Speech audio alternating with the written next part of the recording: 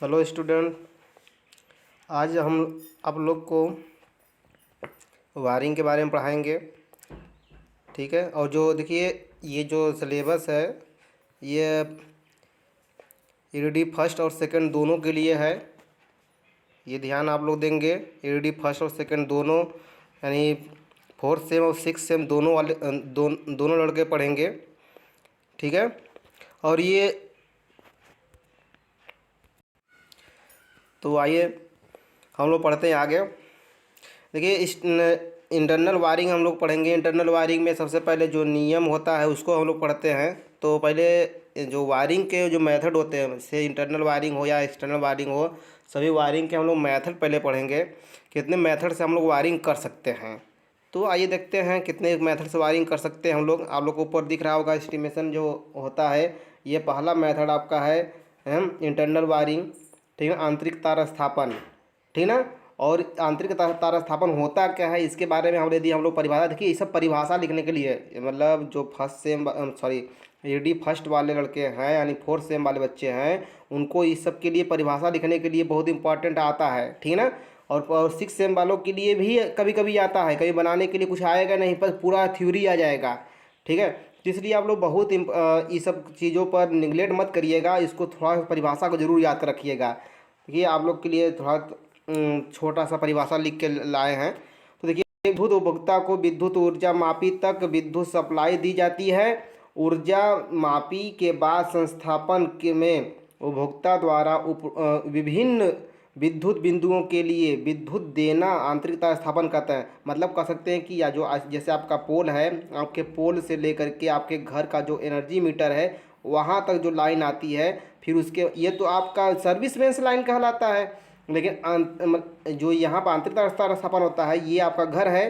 तो ये आपका घर है, ये मीटर यहाँ लग गया। तो घर के अंदर मीटर से लेकर के घर के अंदर जो लाइन देते हैं, यहाँ बल्ब लगा है, यहाँ फैन लगा है, यहाँ सॉकेट लगी है, तो जो भी लगी है, तो सभी बिंदुओं तक लाइन देने का जो प्रक्रिया होता है उसी को तार स्थापन कहते हैं। और वो कंड्यूट के अंदर से हम लोग करेंगे, यानी दीवार के अंदर होता है। जो दीवार के अंदर से यदि पाइप को डाल के करते हैं तो उसे हम कहते हैं आंतरिक तार स्थापन। ठीक है।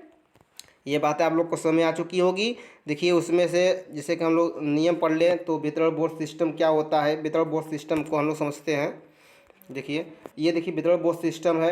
सबसे पहले एनर्जी मीटर जो लाइन आती है पोल से, ये आपकी पोल की लाइन है, सप्लाई कहते हैं, सप्लाई लाइन, वो आती है एनर्जी मीटर में।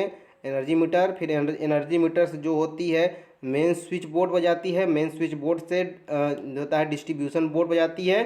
डीबी इसको कहते हैं हम लोग शॉर्टकट में। ठीक ना। डीबी कहते हैं। और डीबी से लाइन बटती है। ठीक ना।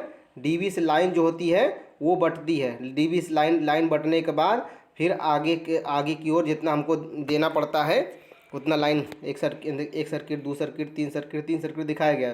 फेस न्यूट्रल एक सर्किट, फेस न्यूट्रल एक सर्किट, फेस न्यूट्रल एक सर्किट, तीन सर्किट के बारे में दिखाया गया। इसी तरह जो होता है 10 सर्किटें बन सकती हैं। एक डिस्ट्रीब्यूशन बोर्ड में 10 सर्किटें बन सकती है। आप लोग ध्यान समझिएगा। ठीक है। ये वितरण बोर्ड जो प्रणाली होता है वह घरों की वायरिंग में हम लोग प्रयोग करते हैं। और देखिए, ये आंतरिक तार स्थापन होता है 1956 के अंतर्गत इसकी टेस्टिंग की जाती है।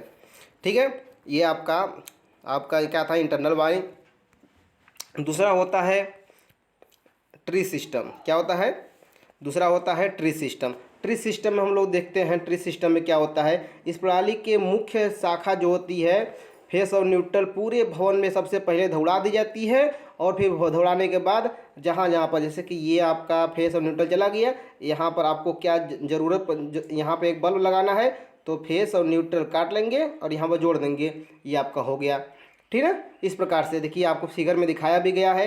हाँ, सबसे पहले एनर्जी मीटर से, यहाँ पोल से लाइन आई, एनर्जी मीटर में गया, एनर्जी मीटर से मेन स्विच बोर्ड में, मेन स्विच बोर्ड से अब यहाँ पर जो डीबी है, देखिए डीबी नहीं यहाँ पर है, अब यहाँ से लाइन पहुँच गया जहाँ पहुँचाना था। फिर यहाँ से face neutral circuit 1, face neutral circuit 2, face neutral circuit 3, face neutral circuit 4, इस तरह से आराम से काट करके जहाँ मन करता है सर्किट जोड़ लेते हैं अपने मन का। जैसे ये सर्किट आप लोग कहाँ यूज करने को देखेंगे आप लोग, ये सर्किट शादी ब्याहों में आप लोग देखेंगे, सजावटी कार्यों के लिए हम लोग प्रयोग करते हैं। ठीक है। आइए नेक्स्ट देखते हैं। हाँ देखिए, इसमें जो वोल्टेज होता है वो समान नहीं होता। आप लोग देखे होंगे जो जहाँ जनरेटर होता है वहाँ पर लाइन बहुत अधिक मिलता है, और जनरेटर के बाद मतलब कुछ दूरी तक चला जाता है, तो वो मतलब जब वहाँ पर यदि जो बल्ब लगा होता है वो बहुत मतलब मध्यम जलता है या धीमा जलता है। आप लोग देखे होंगे, मतलब हल्का ग्लो करता है। ठीक है, इसके बारे में आप लोग देखे होंगे, जानते होंगे इसके बारे में। अब नेक्स्ट देखते हैं। देखिए मेथड ऑफ वायरिंग, वायरिंग के कितने मेथड हैं। तो यहाँ पर पहला मेथड देखिए क्या हमारा है, junction box method. Junction box method में क्या होता है, ये एक प्रकार का ट्री सिस्टम होता है। एक प्रकार क्या होता है, ट्री सिस्टम होता है। फेस न्यूट्रल पूरा पहुँच गया, और इसी में क्या है, हमको यहाँ पर बल्ब लगाना है। तो एक फेस से एक न्यूट्रल से ले गए, जोड़ दिए स्विच लगा करके, ये बल्ब जलने लगा। यहाँ जलाना है वही सिस्टम यहाँ पर यही जलाना है, यहाँ पर वही सिस्टम यहाँ जलाना है वही सिस्टम। ठीक है, इसे कहते हैं ट्री सिस्टम या जंक्शन बॉक्स मेथड। ठीक है, क्लियर बात में आई। अब देखिए दूसरा होता है, दूसरे के बारे में हम लोग देख ले। तो दूसरा होता है लूपिंग मेथड है, लूपिंग सिस्टम। लूपिंग सिस्टम में क्या होता है कि फेस देखिए जो होता है सबके लिए। हाँ देखिए, पहले से न्यूट्रल आया, न्यूट्रल ये आया पहले, फिर न्यूट्रल यहाँ से आने के बाद फिर इस बल्ब को गया, इस बल्ब के आने के बाद फिर दूसरे बल्ब को गया, तीसरे बल्ब को गया, फिर चौथे बल्ब को जाएगा आगे। ठीक है, न्यूट्रल देखिए सब में कॉमन होता है। इस मेथड में न्यूट्रल सब में कॉमन होता है। फेस इसको अलग अलग से दी जाती है, फेस केवल अलग अलग से दी जाती है, और इसमें अलग हमको और अलग से कोई व्यवस्था नहीं करते हैं। इसमें क्या कॉमन क्या होता है, फेस तो कॉमन नहीं होता है, बस ओनली न्यूट्रल इसमें कॉमन होता है। ठीक है ना। अब देखिए नेक्स्ट क्या होता है, टाइप ऑफ वायरिंग। वायरिंग क्या होता है, इसके बारे में समझते हैं। मतलब सॉरी, टाइप्स ऑफ वायरिंग के प्रकार के बारे में देखेंगे। तो ये देखिए क्लिट वायरिंग होती है। हाँ, क्लिट वायरिंग आप लोग देखे होंगे, मतलब जो सरकारी जो जितने मकान देखे होंगे पहले पुराने वाले, उसमें आपको क्लिट वायरिंग मिलेगा। ठीक ना, जैसे एक तार हो गया, तार के क्या करते हैं कि तार तो नहीं, मतलब पहले लकड़ी होता है। लकड़ी के ऊपर क्या करते हैं कि तार को ले आते हैं, तार को एक क्लिप लगा करके ऐसे कस देते हैं। ठीक ना, तार टीका रहेगा इसी तरह, ऐसे, इसी को क्लिट वायरिंग कहते हैं। बस में सबको ये होता है क्लिट वायरिंग। तो क्लिट वायरिंग तो आप लोग नॉर्मली सब लोग देखे ही होंगे, नहीं देखे होंगे तो आप लोग नेट पर सर्च करके भी आप लोग देख सकते हैं। और नहीं तो जो सरकारी भवन में बताया हूँ, हॉस्पिटल उसमें भी देखे होंगे, आप लोग मिलेगा वहाँ पर ना। चलिए, ये आपका क्लिट वायरिंग। ठीक है, क्लिट वायरिंग मतलब पहली वायरिंग क्लिट वायरिंग होती है। दूसरी वायरिंग होती है वुडन केसिंग कैपिंग वायरिंग। तो जैसे इस समय नॉर्मल कैपिंग केसिंग वायरिंग देखे होंगे कि एक क्या होता है, केसिंग होती है, एक केसिंग पट्टी होती है। केसिंग पट्टी के ऊपर नाल क्या होता है कि पूरी जगह होती है, पूरे क्या होती है, जगह होती है। इस प्रकार से पूरी जगह होती है, और इसी में तार को जितना मन करे उतना लेके चले जाते हैं। ठीक है ना, जितना इसमें कैपेसिटी होती है उसके अनुसार। तो पहले लकड़ी वाला जो होती है वुडन बोला गया है यहाँ पर ना, वुडन का मतलब केपिंग केसिंग कैसे होता है उसके बारे में समझते हैं। देखिए क्या होता है कि ये आपका लकड़ी हो गया, लकड़ी में अब नालियाँ बनी रहेंगी, इस प्रकार से नालियाँ बनी रहेंगी, नाली के अंदर से तब तार जाएगा ऐसे। ठीक है, ये फेस चला गया तो दूसरी नाली में से क्या जाएगा, न्यूट्रल चला जाएगा ऐसे। ठीक ना, और इसके ऊपर से क्या होगा, एक कैप लगा करके हम लोग उसी का एक कैप लगा करके बस बंद कर देंगे उसको हम। तो इसी को क्या वुडन केपिंग केसिंग हो गया। सेम टू सेम वही होता है जो इस समय का हम केपिंग केसिंग यूज करते हैं, पीवीसी केपिंग केसिंग, उसी तरह हम वुडन केपिंग केसिंग यूज करते थे। ठीक है, चलिए नेक्स्ट पर आते हैं। तीसरा है धात्विक केसिंग तार स्थापन। तो धात्विक केसिंग तार स्थापन क्या होता है, ये जो इस तरह की जो होती है, ये पहले गिल्ली के सहारे क्या जो धात्विक पट्टी होती है, हाँ, उसको क्या करते हैं, पहले देखिए दीवार है, दीवार के अंदर क्या पहले होल कर दिए, होल करने के बाद इसमें हम गिल्ली ठोक दिए। हाँ, गिल्ली को लगा दिए। गिल्ली लगाने के बाद क्या करते हैं कि इस पर धात्विक कोशित होती है उसको हम कस देते हैं। कसने के बाद इसी के अंदर से हम तार लेकर चले जाते हैं।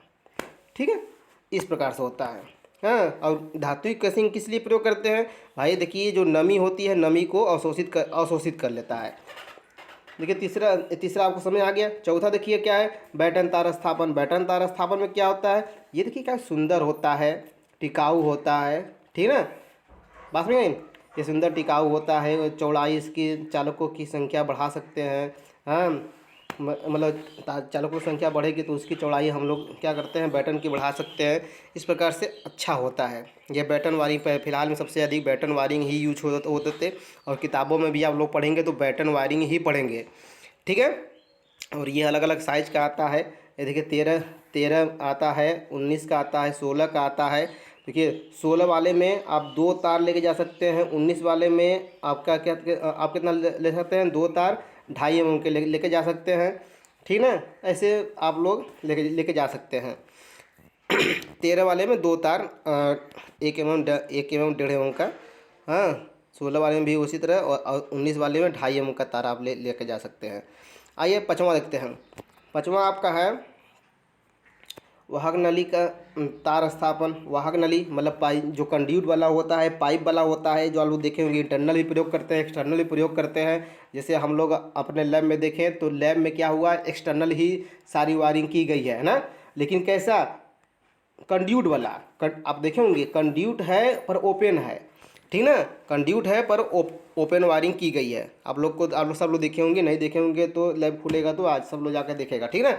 तो चलिए, तो उसमें क्या होता है, ये भाई आप देखे होंगे भाई बहुत दिनों से है, यानी ये टिकाऊ बहुत अधिक होता है, सुरक्षित होता है भाई। वायरिंग खराब हुआ तो खोल करके निकाल करके हम लोग चेक करके बना सकते हैं, आसानी होती है, ठीक ना।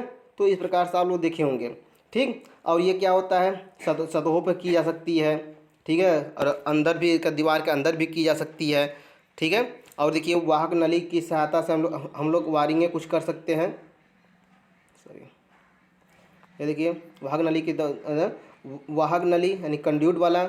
और इसमें क्या क्या आवश्यकता पड़ेगी, बैंड की आवश्यकता पड़ती है। वाहक नली कोहनी इसको बोलते हैं हम लोग। और क्या है, कोहनी होता है जो ढेर मुड़ा होता है, बैंड जो होता है कम मुड़ा होता है, ठीक ना। बात में समझे, मतलब ये वाहक नली जो कोहनी होती है, सॉरी कहाँ चला जा रहा है, ये कोहनी जो है, वाहक नली कोहनी जो है, ये क्या होता है, वाहक नली जो कोहनी होता है, ये बैंड की तरह ही होता है, हाँ, पर अधिक मुड़ा होता है। और वाहक नली जो मोड़ होता है वो कम मुड़ा होता है, मतलब ऐसे इस प्रकार का मुड़ा होता है, आप लोग देखे होंगे, ठीक ना। और ये जो होता है ये 90 डिग्री पर ऐसे ऐसे मुड़ा रहेगा। दोनों में थोड़ा सा अंतर होता है, ठीक ना।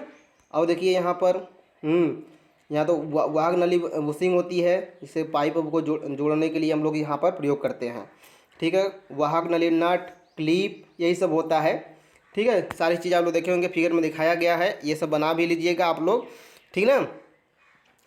क्लियर बात समझ आई। तो आज के लिए इतना ही, ठीक है। फिर मिलते हैं नेक्स्ट वीडियो में।